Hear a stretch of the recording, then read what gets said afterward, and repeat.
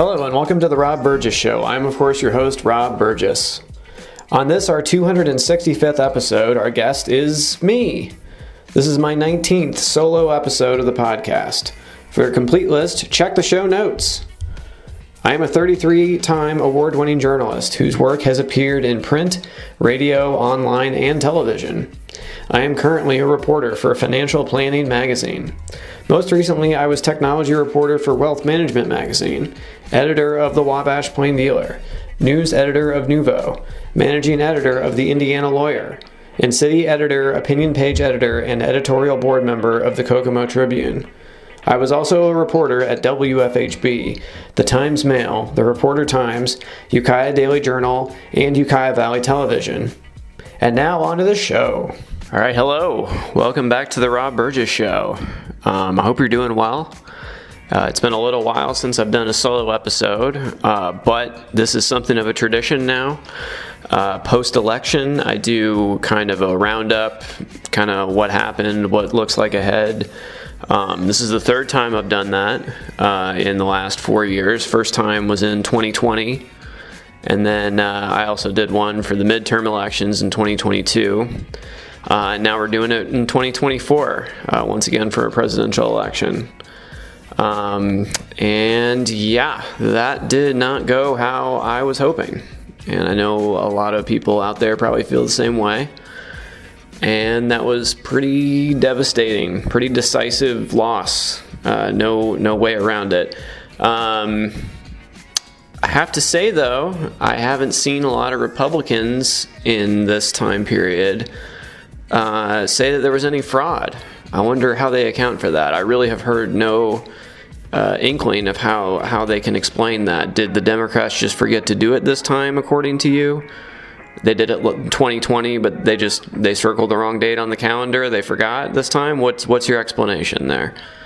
Okay, it's obvious that they don't actually believe their arguments because they're only going to cry foul if they lose, because that's the only way they think things go wrong. So, okay, apparently election integrity is not such a big deal anymore when things go your way. I got it. Understood. So, I think back to, I inevitably have to think back to 2016 on this week, looking at these results. So 2016, I was completely taken by surprise. I did not see that coming at all, whatsoever. I infamously wrote a column that was to be published on, this is how certain I was, I pre-wrote a column to be published, because my columns came out on Wednesday at the time when I was working at the Kokomo Tribune. I pre-wrote this column with the headline, "Trump, you're fired."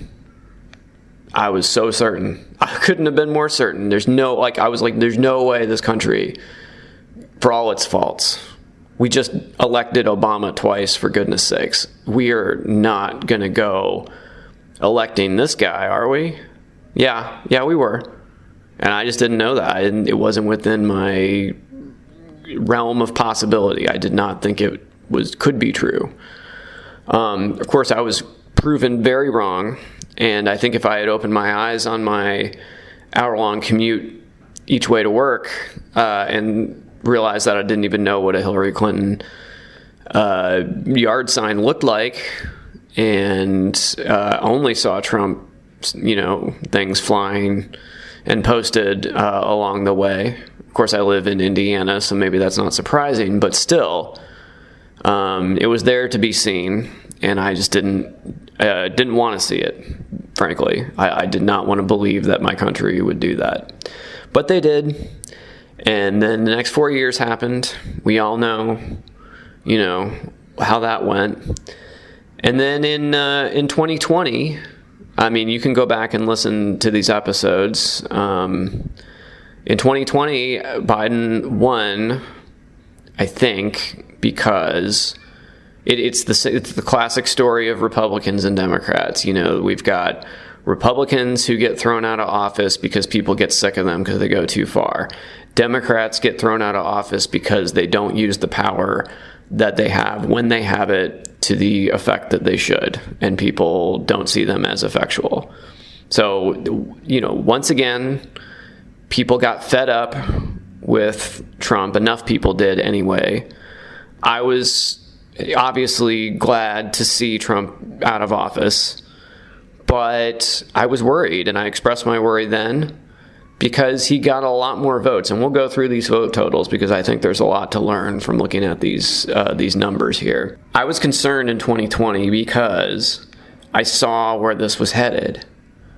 More people, like millions more, and like I said, we'll get to the exact number, voted for Trump than last time. It wasn't as many as Biden, obviously, because he won popularly and electorally, but it was a lot. A lot of people saw what happened and were like, "Yes, please, yes, sir, may I please have another?" And that worried me greatly. And now we are seeing come to fruition the concerns that I had 4 years ago. This is exactly what I was worried about happening, honestly.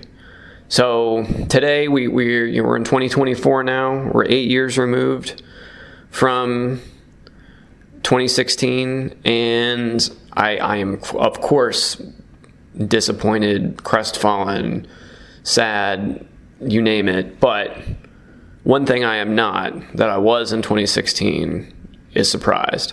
I am not surprised. I'm totally willing to believe this country can and would do something like we just saw. I was kind of shocked about how decisive it was. In fact, I would have been disappointed if it was anything other than a blowout for Harris. Like, I was struck, flabbergasted by the polls leading up to Election Day that showed the race as tight as could be. I'm like, this should not be close. This should not even be close. There were also obviously not just presidential elections that happened this week. There was state and local elections as well. And there's just some fascinating split decisions coming down. Take the issue of abortion, for example. The galvanizing issue in 2022, after the fall of Roe. People fired up, women especially, rightly so, about the prospect of losing bodily autonomy. And it showed in the election results. Democrats, there's many examples in 2022 and elsewhere since Roe's come down that showed that this was a galvanizing issue. And I don't think the Democrats were wrong for trying to capitalize on that because it showed itself to be potent. I feel somehow this time, looking at the results, that apparently that didn't translate for some people. For some reason, people don't put together the issues with the candidates. Like they don't seem to see a difference. Now, Missouri. Let's take Missouri as an example. Okay, Missouri is a fascinating case here because Missouri went for Trump again. Okay, but voters in Missouri, and I'm reading from an Associated Press story right now, they cleared the way to undo one of the nation's most restrictive abortion bans in one of 7 victories for abortion rights advocates. So people in Missouri voted to send Trump back to the White House, send Josh Hawley, Mr. January 6th sprint champion himself, back to Congress, but they said, we want abortion rights. Now, I don't understand the disconnect there, if people just don't get who is for which policy or what, but you're kind of working at cross purposes here if you're sending people like that to Washington and meanwhile saying this is an issue that you care about. Because we know what they think about that issue, but somehow it doesn't translate. But you had abortion rights pass also in Arizona, in Montana, and, those were 2 states that also went for Trump. Amazing. I don't get it. Colorado and Maryland, yeah, that makes sense. They were for Harris, and they both, that tracks. But these split decisions on this, I don't get. Apparently Nevada also passed something, but and this is the thing that I want to talk about with Florida too. These goofy laws about who can, and I envy other states that can do voter-driven ballot initiatives, because in Indiana we cannot. So anytime you hear a Republican say, we're leaving it to the states, the people can decide, no, we can't in Indiana, and about half the other states, you can't either. So stop saying that. It's not true. But anyway, in the states where they do say this, in, for example, Nevada, they approved it, but they have to pass it again in 2026 for it to take effect. They got to do it again. And in Florida, you need 60% of the vote to pass one. So even though most voters said that they wanted this abortion rights, and also they voted for Trump, and they voted for, other Republicans to go back to Congress that are against this. So once again, I don't get it. There's a split. People are able to make that distinction somehow. But anyway, nonetheless, we've got people voting a majority in Florida for abortion rights, but it didn't pass because it didn't get to 60%. Same thing happened a few years ago with legalizing recreational cannabis, and they said yes, but they were like, "Not, you didn't say yes enough." So anyway, Florida, Nebraska, South Dakota defeated. Nebraska and South Dakota, not particularly surprising that happened, but somehow in some of these other states, people were able to square that circle. I don't get it. I have no answers for you as to why that happened. Looking at some other issues as well, California voted not to take out slavery from its state constitution, even though they voted for Harris. What? So prison slave labor still approved in California. Amazing. Wow. But send Harris and other Democrats to Washington, I guess. I don't understand it. It wasn't all bad around the country. There were a few bright spots. Derek, but this is the thing, like, the people that aren't Trump that try ridiculous things do have the rules of political gravity do apply to some people, not to Trump apparently, but to other people. So Derek Anderson was running for Virginia's 7th District in Congress, House of Representatives seat against Eugene Vindman. During the campaign, he famously passed around a flyer. Because he's an unmarried man, he borrowed someone else's family and pretended like it was his own. He lost, thankfully. So you can't just make up a fake family, apparently. And then this is another split decision. Here we go again. In North Carolina, which went for Trump. Democrat Josh Stein defeated Republican Mark Robinson for the governor's race. Mark Robinson, the self-proclaimed black Nazi, who discovered his chat logs on several specialty pornography sites. Apparently he can't be governor, but Trump can go to the White House. Trump's an adjudicated rapist, but send him to Washington and don't send Mark Robinson to the governor's seat. Okay. I don't know. These cross voters, I can't even with these people. One of the most, and I want to talk more about this in a minute when we talk about the numbers between the different last 3 elections. And this is obviously an issue. Dearborn, Michigan, okay, huge Muslim population, obviously.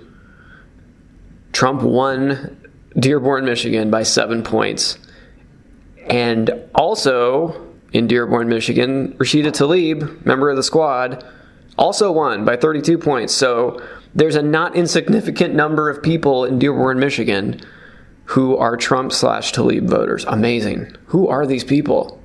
How do you go into the voting booth and push both those buttons? I don't understand. Okay.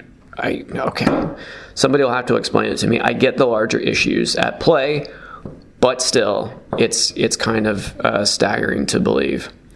Taking it to a personal level, and then I promise we'll get to what I said would get to, but on a personal level, if we're talking about disappointment and sadness and how this is going to mostly directly impact me and my life and people I care about that are close to me, the results in Indiana were just not pretty at all. It was a blowout for the Republicans, and it's not looking good for going forward here.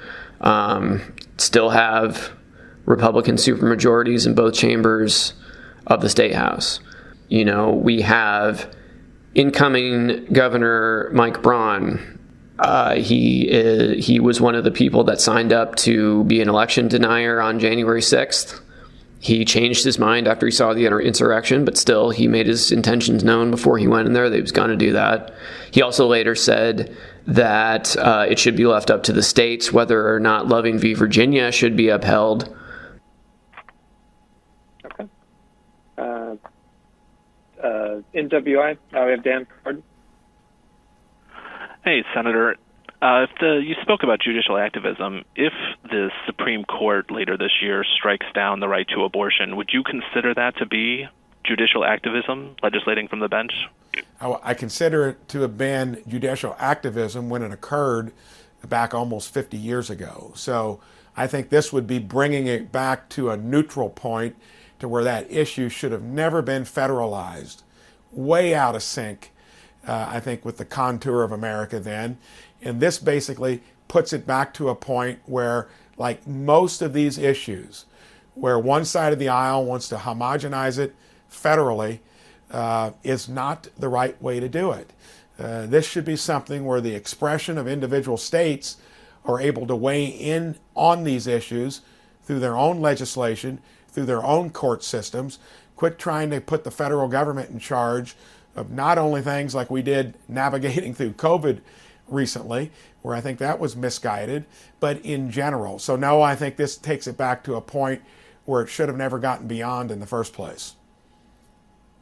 That same basis to something like Loving versus Virginia, the Supreme Court case that legalized interracial marriage. So when it comes to issues, you can't have it both ways. When you want that diversity to shine within our federal system, there are going to be rules and proceedings. They're going to be out of sync with maybe what other states would do. It's the beauty of the system, and that's where the differences among points of view in our 50 states ought to express themselves.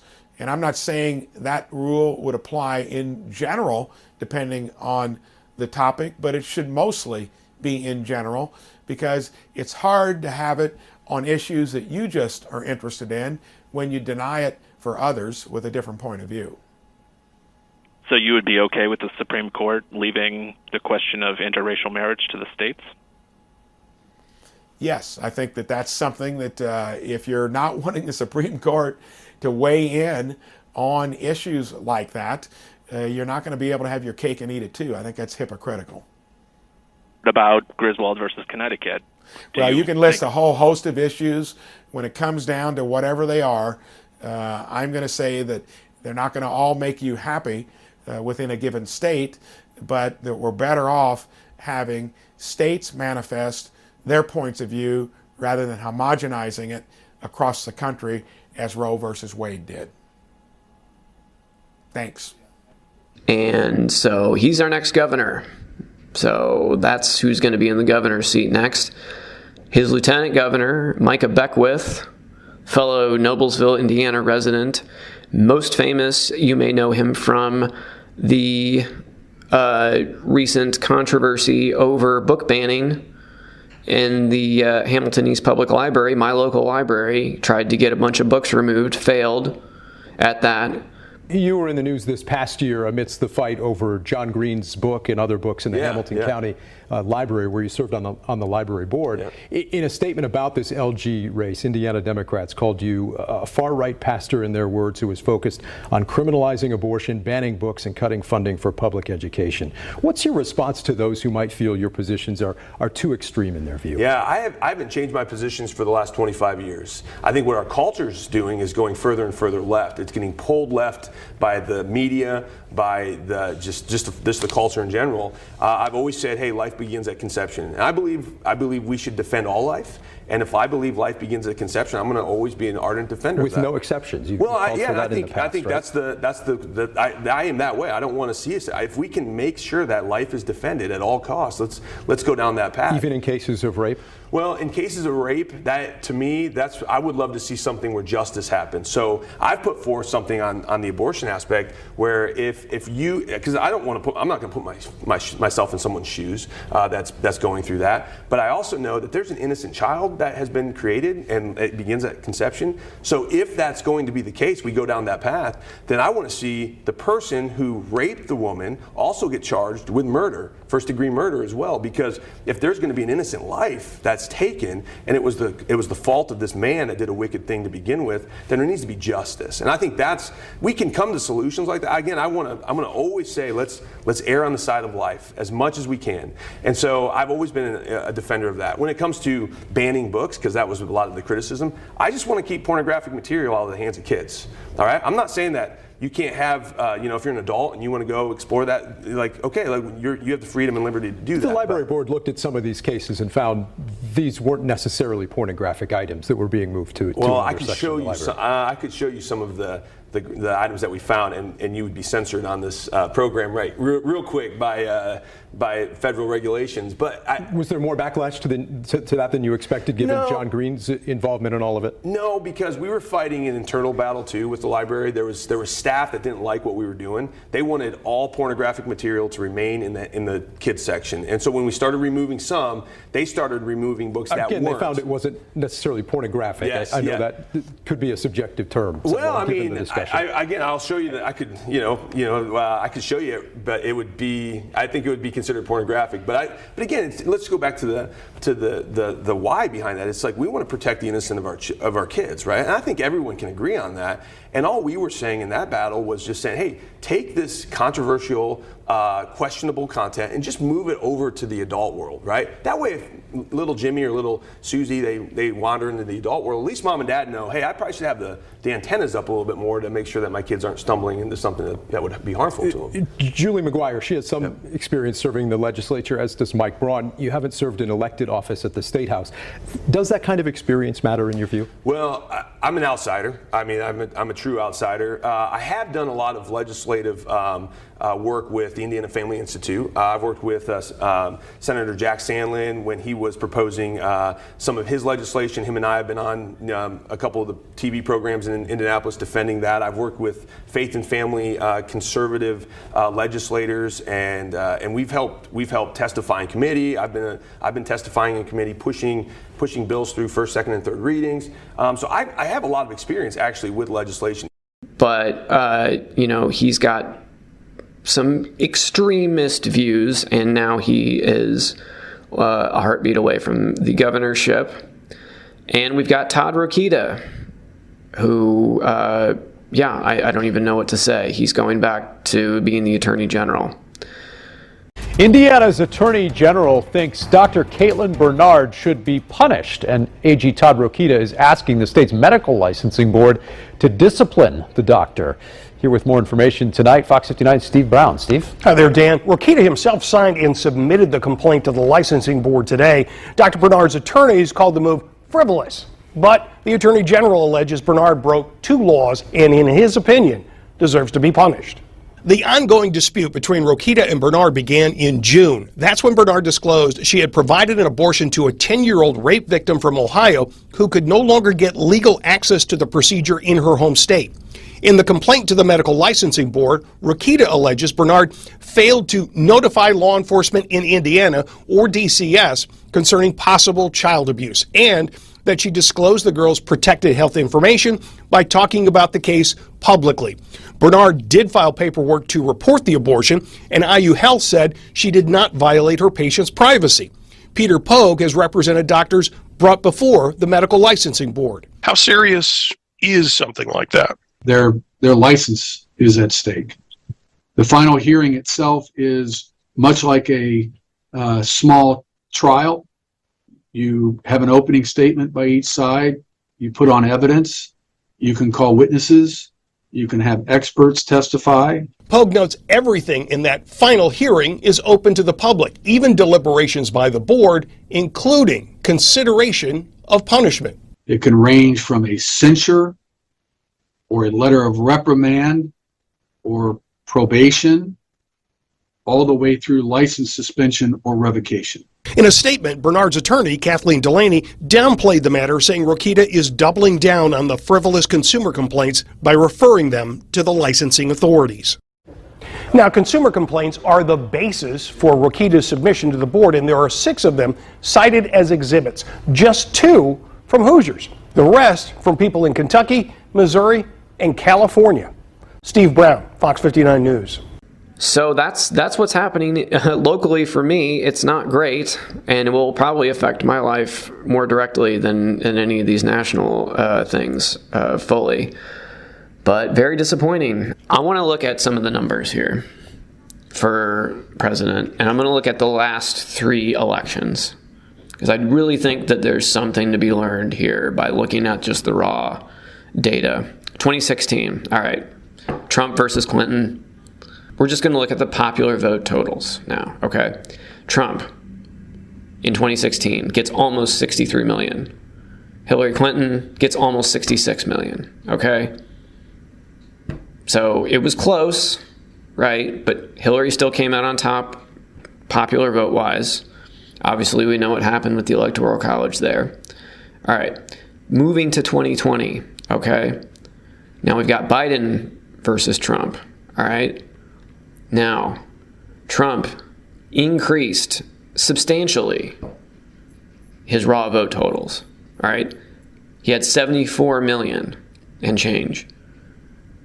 Biden got 81 million, biggest in history, okay? And that's the only reason Biden won, okay, is because he made that happen more than Trump made that happen. More people voted in general, and more people definitely voted for Trump, but Biden got more people to vote for him, all right? So got to 81 million, biggest in history, more votes than anyone's ever gotten in a presidential election, all right? I want you to remember that Trump number, 74 million, all right? So we're moving 4 years, okay? Now, these are not final numbers. We're still, there's still some to be counted, but I'm looking at the vote totals right now, and this is as of November 8th, Friday. We have Trump with 73.4 million. Pretty much what he had before. I mean, yeah, there's some differences there. It wasn't exact. He had about, a little less than 1 million less. But I think we can surmise that we have made, if we can find any silver lining here, we may have found the number of people that are willing to vote for Donald Trump no matter what. Like you can't show them anything or tell them anything about Trump that will cause them to be dissuaded. It's about 73 million people. 73, 74, roughly thereabouts. Okay? That's his base. You're not going to get rid of that. People may filter in and filter out of that number, but that seems to be about the number of people, because we now have consistency somewhat for his vote totals between 2020 and 24. Okay? The huge, big, colossal difference here between 2020 and 2024 is the Democrat vote totals. Biden, 2020, 81 million. Harris, so far, again, not done counting, but seems like she's got about 69 million. That is a huge number. That is 12 million less votes that the Democrats were able to garner.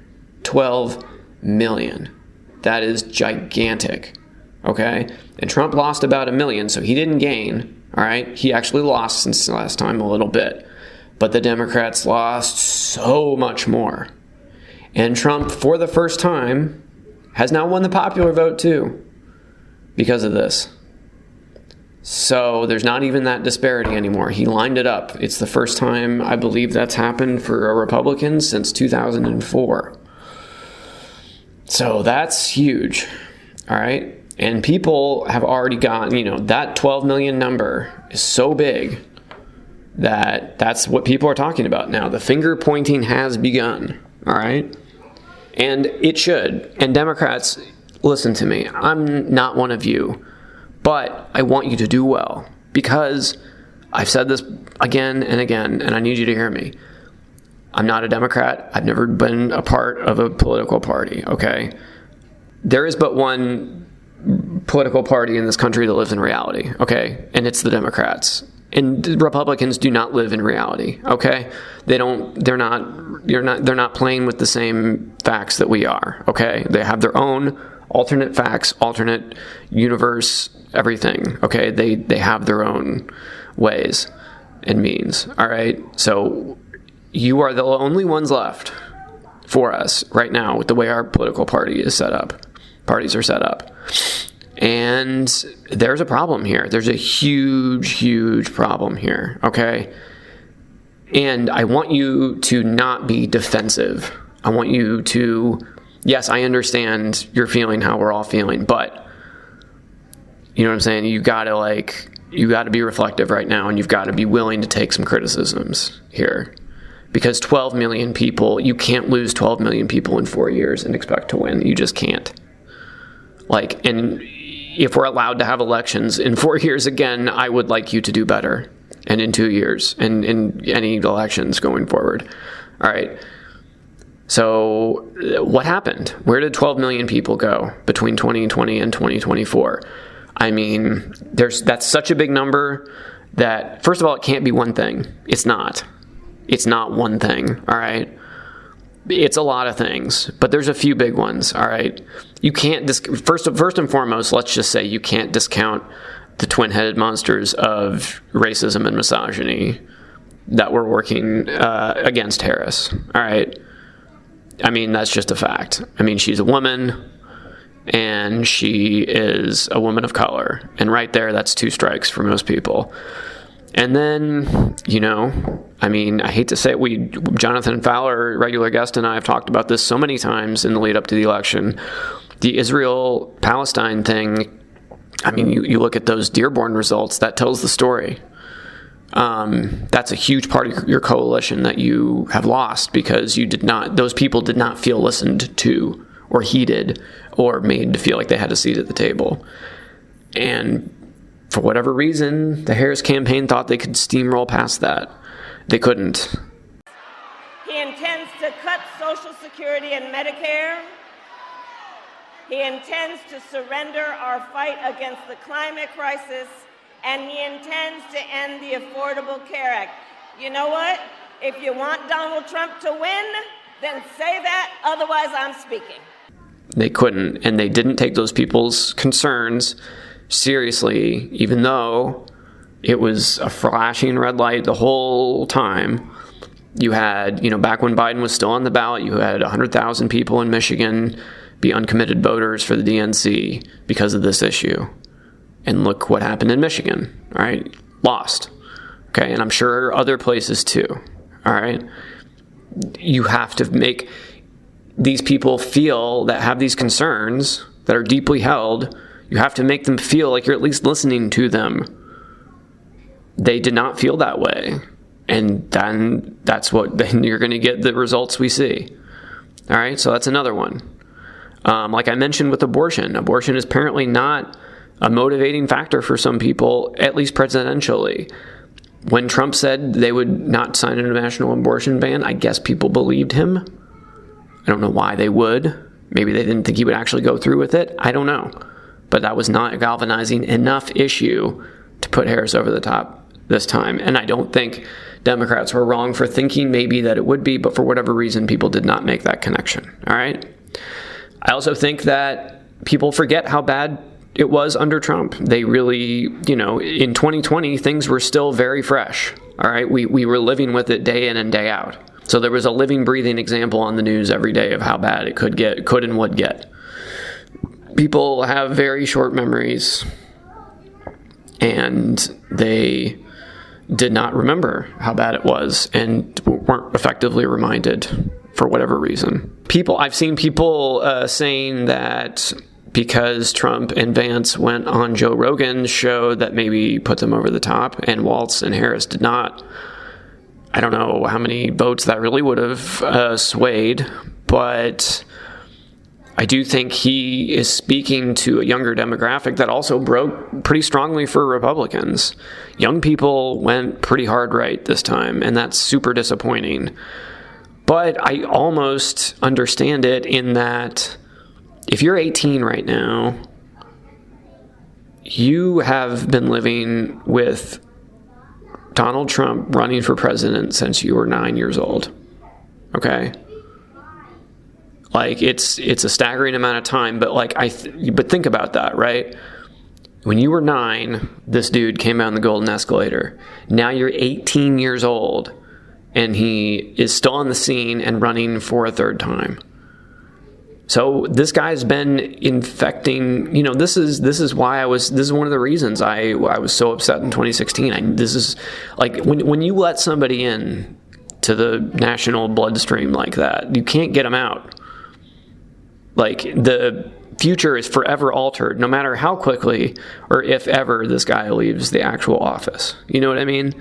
The Overton window has shifted. We have changed the playing field now. And people that are young are growing up with this. They're thinking that this is normal. And the rest of us, frankly, millennials and above, do remember a time before this. And young people just don't. It's not their fault. They're just younger. They don't remember this stuff. They weren't alive for 9/11. That this is just the way it's been. And so I don't know what the answer is again, but Democrats need to take that threat seriously too. Just because someone's young doesn't mean they're going to automatically agree with you. Going back to the policy front, again, I don't think, we talked about this before in the debates and stuff. I don't think these policies these abstract, micro-targeted, means-tested policies that Democrats push, this incremental change, people aren't feeling it. And when they think of, a government impacting their lives directly, they're thinking of things like the stimulus checks, which had Trump's name on them at his insistence, because he knew that this would happen. They would associate them with him, even though that Congress is the one that holds the purse strings. But people don't think, people that aren't paying attention don't know that or don't care. And they're just like, last time I got a stimmy, they don't remember the, $600 one instead of $1,200 from Biden. That's my own thing, but whatever. People remember that and they think somehow that's going to happen again. It's not. So people didn't recognize that the Democrats could do anything for them. And then the things that, like we talked about with these split votes, for some reason people don't make the connection that Democrats are the ones that will implement the ideas that they seem to care about on a policy issue basis. Like abortion, go down the list. Any popular policy is probably championed by a Democrat, but it doesn't seem to matter electorally if people don't connect it back and think if they put Democrats in office, anything is going to change in their lives. You can go, the list is so long. Was there too much focus on how Trump is bad and not enough on what I'm going to do for you? Walz kind of stopped calling them weird at some point. I heard somebody say that he was told to stop. I don't know if that's true or not. It did seem to taper off. They didn't seem to go quite as hard on that after he got the VP nom. Once he won the Veep stakes, it seemed like that kind of went away. I don't know if that would have helped. I don't think that was the one thing. It could have been in the big list of reasons.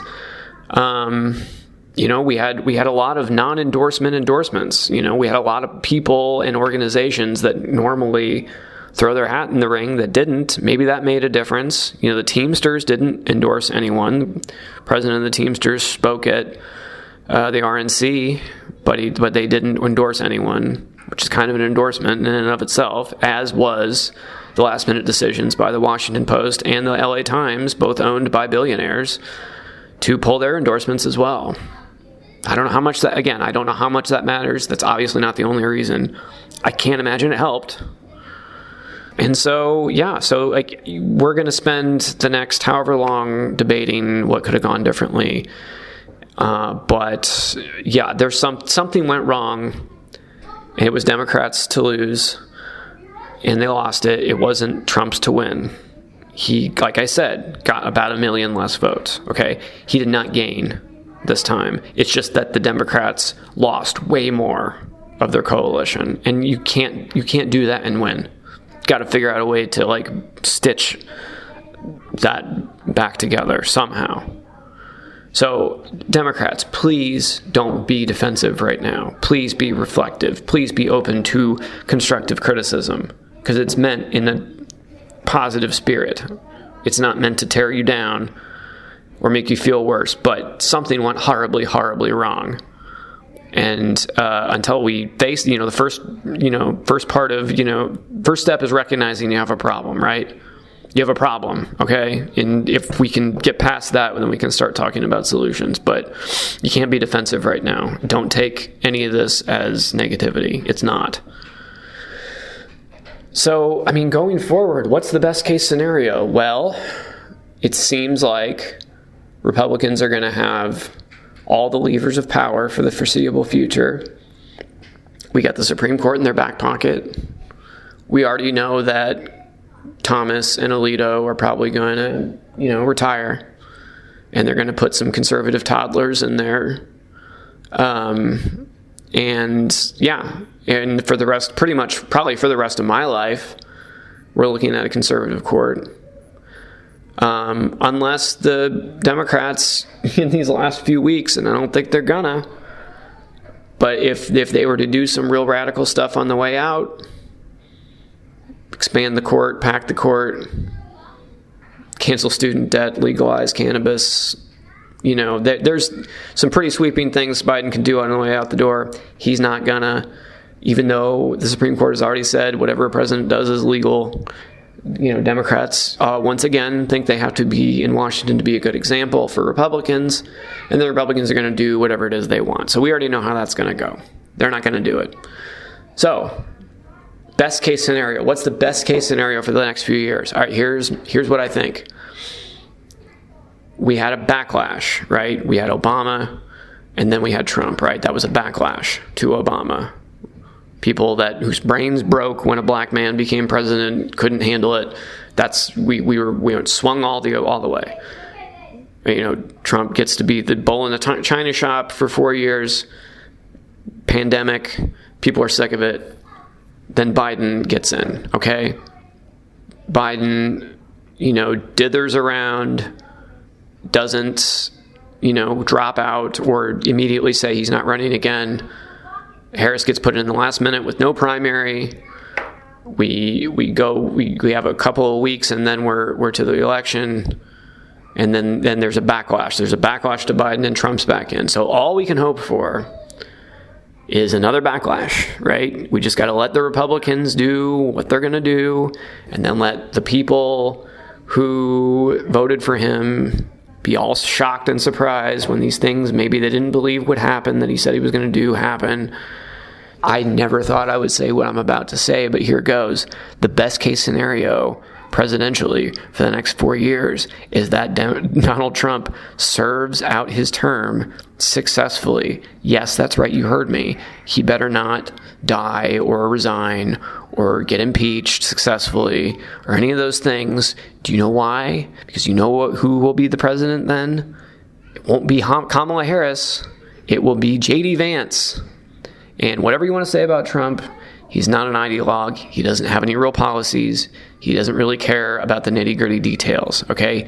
He just says whatever he thinks the people in front of him want to hear, or his base wants to hear, or he repeats the last thing somebody told him before he started speaking, or he saw on the, the TV machine, or, somebody printed out an article from Breitbart or whatever, you know what I mean? He's just going to parrot that back. He doesn't have, he's changed parties like a dozen times in his life. He doesn't have any fixed policy goals. He doesn't care. He just wants to stay in power, at the center of attention, and out of prison. That's all he cares about, okay?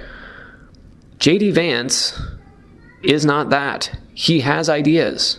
He has terrible, terrible ideas, but he has ideas. He is an ideologue. He is cold and calculating, and he knows exactly what he's doing. And if he gets his hands on the presidency, I mean, this is a guy that doesn't think that people without children should be allowed to vote. Consider all of the next gen of the Democrat Party. If you go on any of these prediction markets, they'll tell you who's most likely to win the Democrat nomination for president in 2024, 2028. Think about all those people. The names are obvious. They're well-known people. Kamala Harris, Mayor Pete Buttigieg, who's now the Secretary of Transportation, Cory Booker, AOC. Think all these people. They're different. They come from different walks of life, different parts of the country. What is the one thing that unites every single one of them? Not a single one of them has any children. And why is that? Why have we let the Democrat Party become controlled by people who don't have children? And why is this just a normal fact of American life? That the leaders of our country should be people who don't have a personal and direct stake in it via their own offspring, via their own children and grandchildren. Now let me do the necessary throat clearing, because I do think it's important. Look, a lot of people are unable to have kids for very complicated and important reasons. I know good friends of mine who have struggled to find the right girl, find the right guy. There are people, of course, for biological reasons, medical reasons, that can't have children. The target of these remarks is not them. It's important to point that out. There have always been people like that who, even though they would like to have kids, unable to have them. Let's set them to the side. It is one thing to recognize that there are people who don't have children. It's one thing to recognize that there are people who don't have children through no fault or choice of their own. But it's something else to build a political movement invested theoretically in the future of this country when not a single one of them actually has any physical commitment to the future of this country.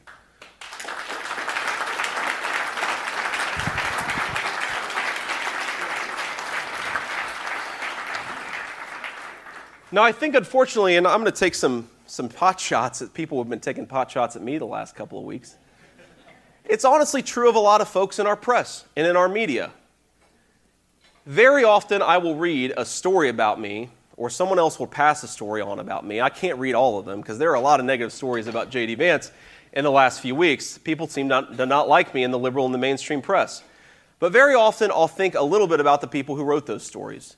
And what you find consistently is that many of the most unhappy and most miserable and most angry people in our media are childless adults. Let's just be honest about it. Because look, the elite model, the American dream to the elites is get as much credentials as you can, get as much money as you can, get the most prestigious job, and that's where you're going to find your self-worth. But I got to be honest with you, most of our mainstream reporters are not impressive enough to find a lot of self-meaning in their jobs. They're just not good enough at it.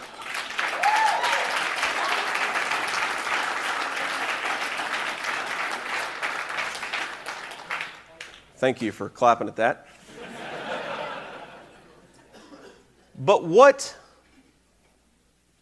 society has built its entire civilization, the flow of information, the leaders of its country, political and governmental, and also corporate, around completely childless adults. It's never happened. This is a new thing in American life, but I think probably a new thing in world history. It's not good. It's not healthy. You see the obsessive, weird, almost humiliating, aggressive posture of our media, and you wonder, how could these people possibly be so miserable and unhappy? Well, the answer is because they don't have any kids. Kids are the ultimate way that we find healthy people, at least I think, self-meaning in life. Whether you're in children, your grandchildren, your nieces and nephews, I'm going to go back to my two beautiful boys, my wife who loves me, and recognize that the most important thing in my life is going to be them. It will always be them. that recognition makes us healthier people. It makes us more stable people. And we should worry that in America, family formation, our birth rates, a ton of indicators of family health have collapsed. Now, my proposal today, my argument to you, is that whether you agree with my views of political economy, we should treat this as a crisis in this country. The fact that we're not having enough babies, the fact that we're not having enough children is a crisis in this country. It's a crisis because it makes our media more miserable. It's a crisis because it doesn't give our leaders enough of an investment in the future of their country. And it's a crisis because we know that babies are good. Now, I could sit here and tell you all kinds of reasons why they're good. There's a ton of economic evidence that suggests that children make economies more innovative, more productive, more geared towards the future. There's even psychological evidence that suggests that, for example, fathers of young daughters, I don't have a daughter yet, we're working on it, fathers of young daughters are more compassionate, more understanding, even that they use different words in their vocabulary when they have daughters. We are not just worried about the lack of babies because it means our media is miserable and because it means our leaders are miserable. We're worried about babies because babies are good. And a country that has children is a healthy country that's worth living in. We care about children because we're not sociopaths and we don't want to live in a society of sociopaths.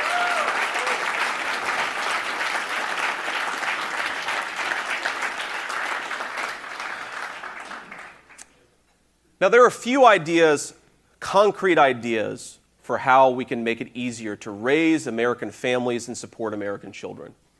Viktor Orban, who is, of course, the bugaboo of nearly every liberal in the mainstream American media, has implemented a couple of policies that I think are really interesting. One of which is that in his country, they offer loans to new married couples that are forgiven at some point later if those couples eventually stay together and have children. Why can't we do that here? Why can't we actually promote family formation here in our country? Why can't we give resources to parents who tell us the only reason they're not having kids is because they can't afford it? This is a civilizational crisis. And if we're not willing to spend resources to solve it, we're not serious about the very real problems that we face. So we should do it. We should give resources to parents who are going to have kids. We should make it easier to raise American families. And we should send the signal to the culture that we are the pro-family party and we're going to back it up with real policy.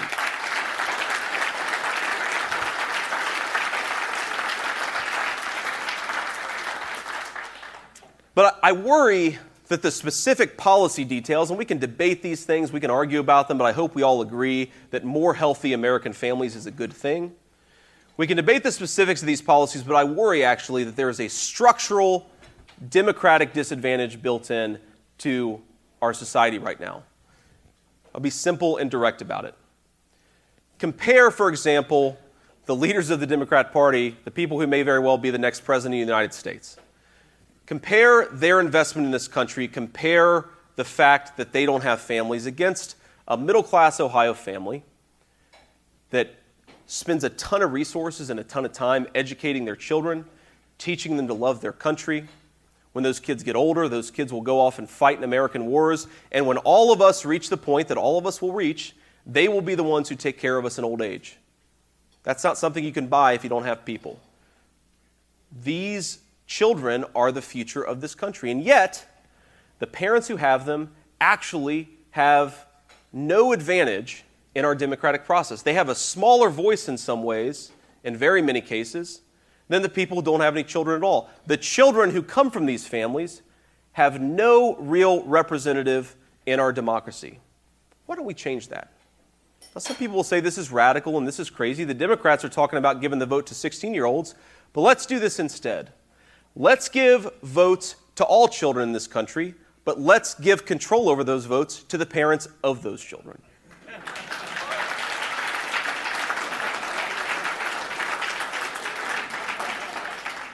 When you go to the polls in this country as a parent, you should have more power, you should have more of an ability to speak your voice in our democratic republic than people who don't have kids. Let's face the consequences and the reality. if you don't have as much of an investment in the future of this country, maybe you shouldn't get nearly the same voice. Now, people will say, and I'm sure the Atlantic and the Washington Post and all the usual suspects will criticize me about this in the coming days. Well, doesn't this mean that non-parents don't have as much of a voice as parents? Doesn't this mean that parents get a bigger say in how our democracy functions? Yes, absolutely.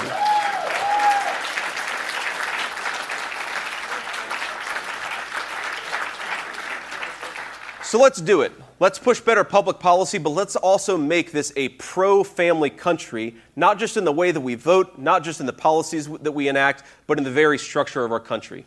I'm sure there are a whole lot of ideas out there. I'm sure that there are other things that people might suggest. But this, to me, is the purpose of the conservative movement. Whether it's immigration or crime, election integrity, everything that we care about traces to this fundamental fact: we want people who work hard and play by the rules to be able to live a good life in this country. That's what it's all about. That's what we stand for. I saw somebody on Twitter once describe him as having the policy views of a Confederate general, and that sounds about right. So you better hope he serves out his term, and you better hope that J.D. Vance doesn't jump in there. You really, really better hope that. And I can't believe that's the best case scenario, but it is. Trump better just be like slowly slipping into senility while we just kind of ride this out. And people get angrier and angrier. That's the best case scenario, guys. That's the best we can hope for at this point. So how do you and I go on, us regular citizens in America? Well, I think it has to start with taking care of yourself. I spent a lot of time, too much time, thinking that it's kind of like I don't really care for sports, but I imagine people that care about sports feel this way. It's like if you root harder at home or you cheer louder in your seat in your living room, that the people on the field somewhere miles away are going to hear you or feel your, you know what I mean? Like you caring makes a difference. Just caring, not any action behind the caring, just the caring, just you paying attention. The psychic force of that somehow has, an effect. And it really doesn't, not in a measurable way anyway. You have control over what you have control over in your life for these next few years. I mean, that's always true, but it's like we need to really focus in on that idea, you and I. Because there will be so many times in the next coming years where we will need to muster ourselves for the ideological battles over our basic human rights and ability to live in this world. And you cannot pour from an empty cup, okay?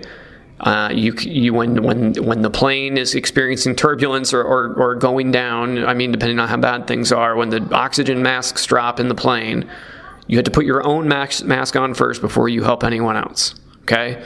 You're no good to anyone else if you're passed out while someone else needs your help, okay? So you must take care of yourself. That means drink water, get a good night's sleep if you can. Don't endlessly scroll social media. Don't neglect your basic hygiene and self-care, and be selfish, but no, I don't mean that in a bad way. I mean that in a constructive way. You must be selfish, first and foremost, because the people around you need you to be at your best. And that is my goal. That's what I'm going to be focused on. I'm going to work on resting and restoring and strengthening myself for what's next, because it's going to take tremendous amounts of energy from all of us if we want to have a society to live in, okay? And you can't do that if you're not taking care of yourself. So please, keep listening to the Rob Burgess Show, of course. Don't miss an episode. But you really don't have to pay attention. I have to pay attention. I'm a journalist. It's part of my job description. I must be engaged. But you don't have to listen to every episode of every podcast about politics these next few years. You really don't, okay? Be aware, take action where you can, but you do not need to subject yourself to hours of doom scrolling on social media. You just don't. There's no good in it. Get the facts, get what you need, and get out, okay? Take the actions you can take, and then try to, like, preserve yourself the best you can. It's all any of us can do, okay? And I want us to thrive and survive. And don't you want to outlive these people? I mean, keep yourself together, if nothing else, out of spite. It's an underrated thing. It really, really is. And I want to leave you with one thought. You know, if you ever watched that Chicago Bulls documentary, The Last Dance, it was on Netflix at the start of the pandemic. I'm sure you can still find it if you haven't seen it. There's a part in there where Michael Jordan talks about how in one of the NBA Finals games, I don't remember the exact circumstances or who it was he was talking about, but he invented in his mind a slight from one of the opposing players. Like, it didn't happen. He made it up. But he needed that fuel of, I will show you, and doing it out of spite, that propelled him to victory. Do you know the LeBradford Smith story? Has anybody told you that? This was back in '93. At one guard. The Bullets were terrible. LeBradford Smith was their draft pick. But this is what I always say, you never know. It could be your night. You never know. This night is LeBradford Smith's night. Bradford Smith left wing drains it. Bradford Smith came off the screen from 16. Wow. Baseline. Smith has hit everything else from there. Wanted another one. LeBradford Smith had a game. I mean, he had a game of games. Inside Jordan posted up against Smith. And for whatever reason, Michael couldn't make a basket. Spins in the lane. Couldn't get it. LeBradford Smith. Michael hits him on the body, and he nails it.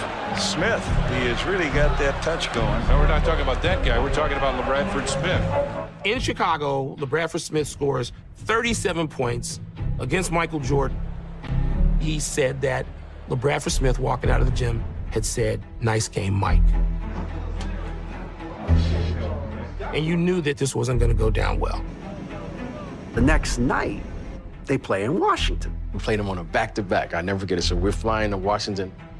He said, tomorrow in the first half, I'm going to have what this kid had in the game. I never seen a man go after another player the way he did.